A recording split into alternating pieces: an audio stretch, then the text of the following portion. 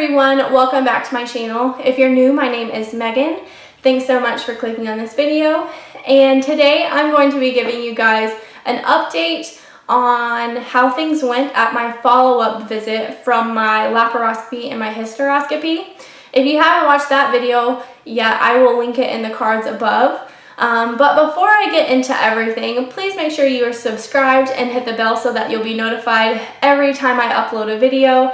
I know it's been a couple weeks since I last uploaded for you guys, but I've just been processing everything that I found out at the appointment, and I'll go ahead and get into everything that I found out. So my follow-up visit was exactly 2 weeks from my surgery date, and the first thing that he did was take out the sutures that I still had in. And then he showed me pictures of exactly what he found when he did both the laparoscopy and the hysteroscopy.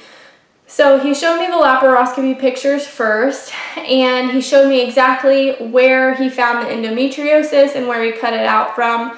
And I'm actually really lucky that I had an experienced surgeon, because he did have to cut it off of my bowel, which is a super delicate area. So I got really lucky that I picked a great surgeon. And I got really lucky that that is the only place that he found endometriosis. The other thing that he found is that I have what is called a unicornuate uterus. So basically what that means is that I have one uterine horn that works. And when I say that, when he went in for the hysteroscopy, where he went into the uterus itself, my left fallopian tube is completely closed off. And then when he was in for the laparoscopy, he looked at the end of the fallopian tube where it should be connecting to the ovary so that I can pick up an egg. And it doesn't even extend to the ovary. In fact, it's like probably half the length that it should be, and it's sealed off on the end as well. So my left tube is completely non-functional. This also means that my uterus is smaller than a typical uterus. And it just kind of made things click, because I had an IUD several years ago that ended up coming out a quarter of the way by itself. And when I first got that in, it was actually extremely painful when he sounded the uterus. And it just makes so much more sense now, because my anatomy is not shaped like everyone else's or a majority of the population. So that would make having an IUD pretty complicated. So anyways, what comes along with this unicornuate uterus is that I might have a harder time getting pregnant. I might have a hard time staying pregnant. I'm at more risk for intrauterine growth restriction and for preterm labor. And basically because of this, I will be considered high risk. And with that, that means I can no longer go to a midwife at a birth center for care. And there's really only one birth center in my area that I feel like is good, and it's accredited. And I knew what the answer was, but I ended up calling them just to confirm. And quite honestly, they acted like they had never heard of a unicornuate uterus. And if you kind of look up the incidence of it, it is extremely rare. Like 0.06% of the population has it. So I get to be special once again. So anyways, after he told me about all this stuff, he said that if we are not going to start trying to conceive in the next 3 to 6 months, that I need to go on Lupron.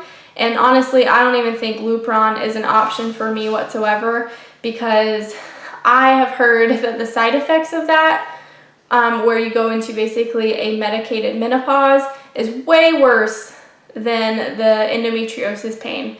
So long story short, we are officially trying to conceive, and we are going to go until we have a baby. We are not going to stop again for any reason.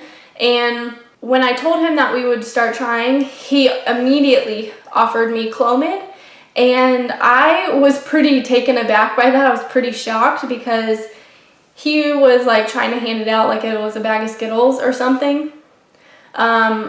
we only tried for 2 months before we stopped for all the stuff that was going on with my job. And so I just like was not prepared for him to say, here's some Clomid. So I told him that I didn't want the Clomid, and he said we can try on our own for 6 months, and then if we are still not pregnant in 6 months, I need to call him, and I assume at that point I will get on Lupron or something like that. So we are officially trying, and this time we are doing things a little bit different. When we tried before, I didn't take ovulation predictors, and I didn't kind of do anything extra, just prenatals, all of the extra vitamins that I take, and that was it. This time I am taking Pre-Mama Fertility Drink. I actually got it on sale at Target because they repackaged it.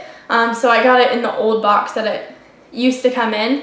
And then I also did ovulation predictors this time. So hopefully I will find out in the next week or so if we are pregnant or not this cycle. And I'm going to be posting live pregnancy test videos for you guys. So right now we are in the 2-week wait officially, and so hopefully in another week or so I will find out for definite if this cycle is a positive or a negative. So that is it for this video, guys. Please comment down below if you have questions, and I'll try to answer them to the best of my ability. Make sure that you're subscribed and hit the bell so that you won't miss any of my videos. And that is it. I will see you guys in the next one. Bye!